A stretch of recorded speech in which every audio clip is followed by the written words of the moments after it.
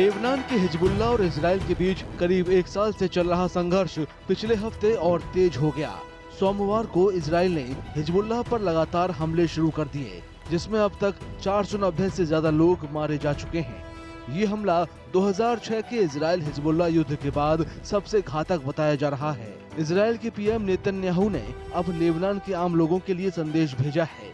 इसमें उनसे हिजबुल्लाह के लड़ाकों के बचाव में आगे न आने को कहा गया है। I have a message for the people of Lebanon. Israel's war is not with you. It's with Hezbollah. For too long, Hezbollah has been using you as human shields. It placed rockets in your living rooms and missiles in your garage. Those rockets and missiles are aimed directly at our cities, directly at our citizens. To defend our people against Hezbollah strikes, we must take out those weapons. Now, starting this morning, the IDF has warned you to get out of harm's way. I urge you, take this warning seriously. Don't let Hezbollah endanger your lives and the lives of your loved ones. Don't let Hezbollah endanger Lebanon. Please, get out of harm's way now. Once our operation is finished, you can come back safely to your homes. हालिया संघर्ष Hezbollah के लड़ाकों के pager और walkie talkie में blast से शुरू हुआ। इसके बाद हिजबुल्लाह ने माकूल जवाब देने का ऐलान करते हुए शुक्रवार को उत्तरी इजराइल में रॉकेटों से हमला कर दिया।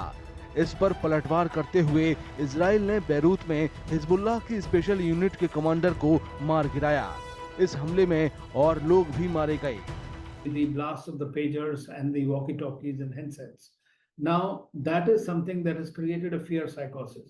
Already, large number of Lebanese have started moving out of the thing they have been warned by Israel. That means Israeli attacks will continue to increase in times to come.